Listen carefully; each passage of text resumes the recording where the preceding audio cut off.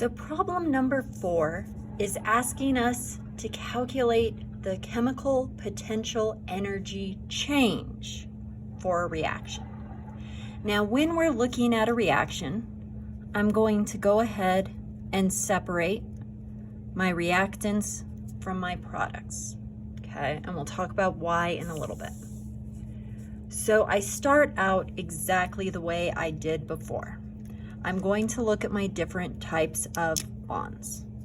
I've got 1, 2, 3, 4, 5, 6 carbon to hydrogen single bonds. So I do 6 times 411.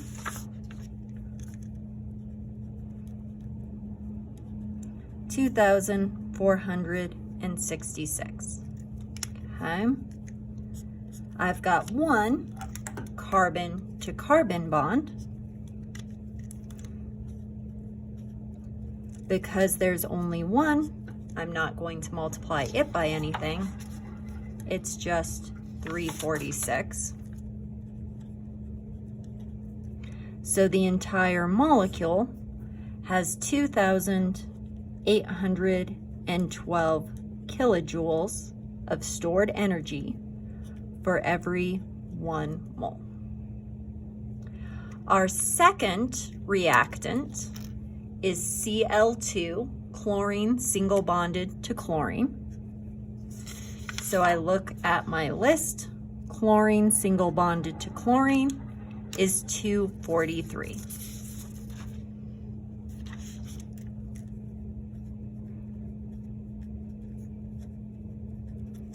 Okay, so that means on the reactant side, the left side of my arrow, I have a total value of 3,055 kilojoules per mole. 2812 plus 243. Okay. On my products, I've got 1, 2, 3, 4, 5 carbon to hydrogen bonds. They're still worth 411. So in this case, 2,055 kilojoules in those bonds.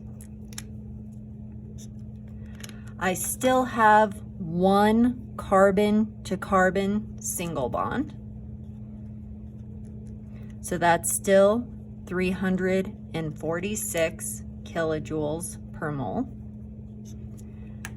But this time, one of my hydrogens got replaced with a chlorine. So if I look on my sheet, carbon to chlorine is worth 327 kilojoules per mole.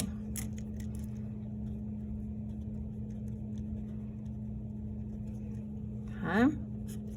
So just like I did before, I add everybody up. 2,055 plus 346 plus 327.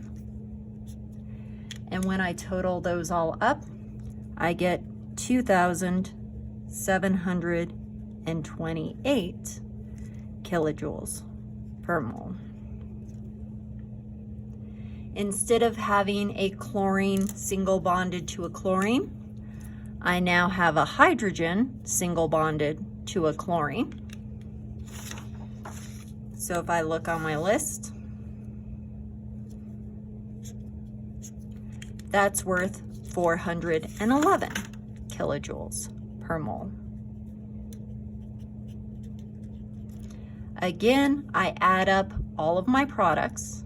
So 2,728 plus 411, and I should get 3,159 kilojoules per mole.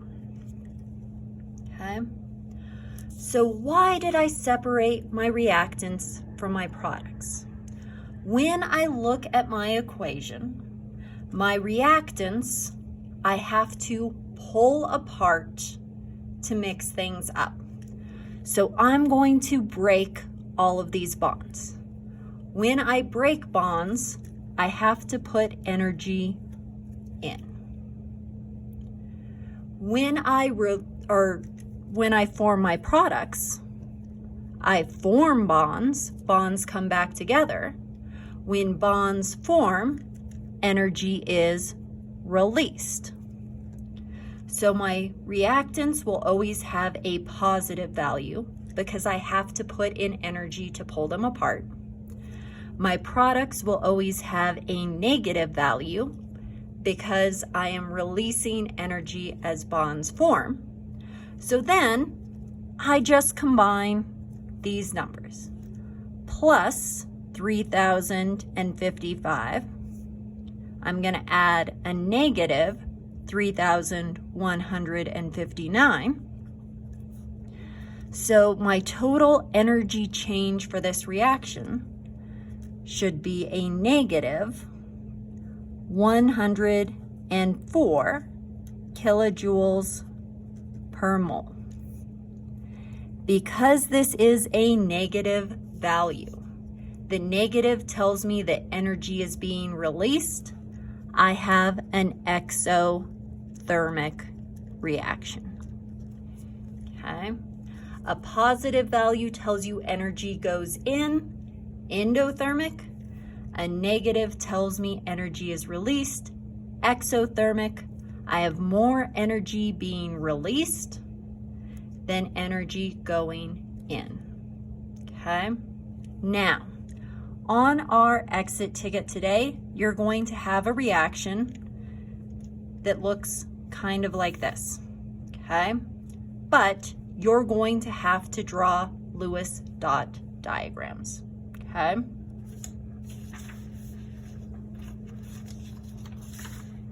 In the Lewis dot diagrams,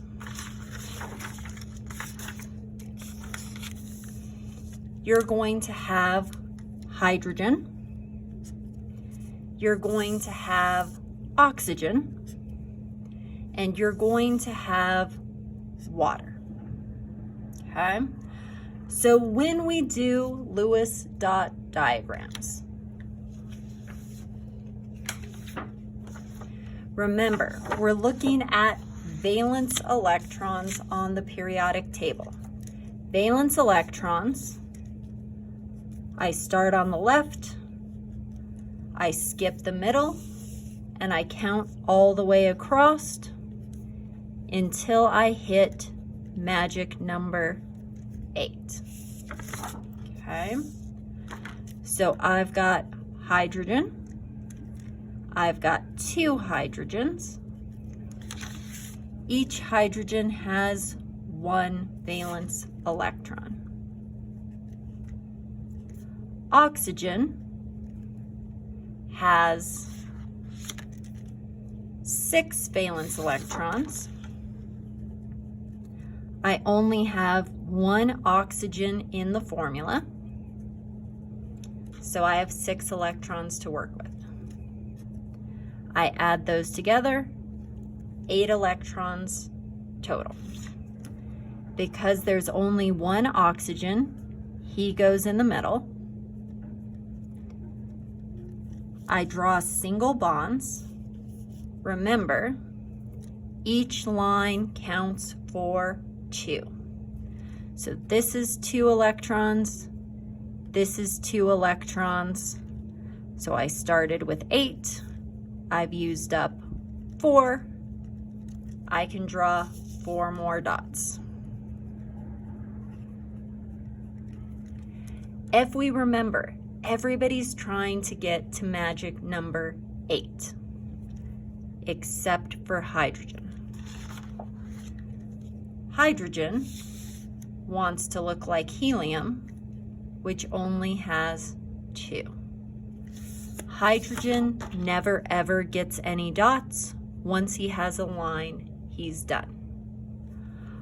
Oxygen has 1, 2, 3, 4.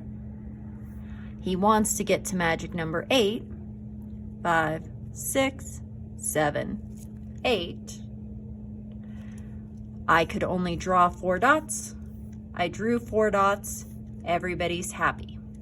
So this is going to be your Lewis dot structure for water.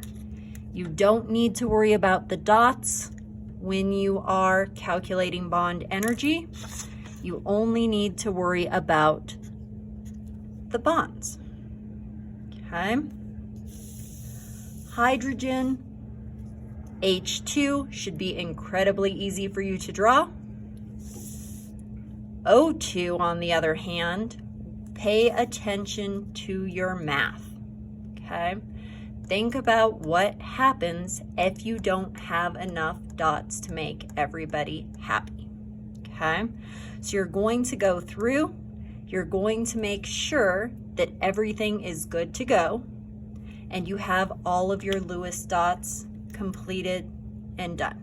Okay? Now you'll get some points for drawing the correct Lewis dot. You'll get some more points for calculating the bond energy like we did here. Now when you're looking at the equation, okay, there's going to be a trick. You're going to be told that water, is decomposing into hydrogen and oxygen. This is not a balanced equation right now. 1 O, 2 O's. Okay. So then 4 H's, 4 H's. I'm going to give you the balanced chemical equation. You're going to separate at the arrow your reactants from your products.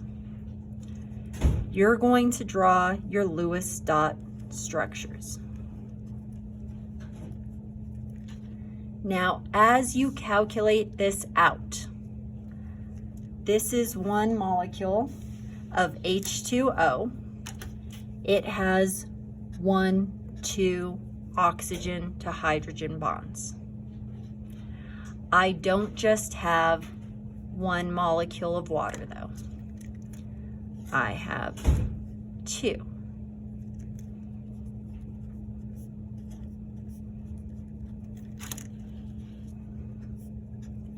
So I actually have 4.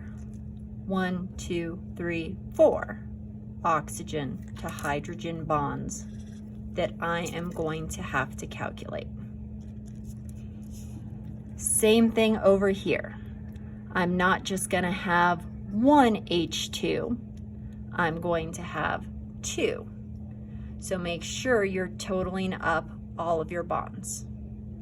When you do the calculation, reactants are positive because energy is going in.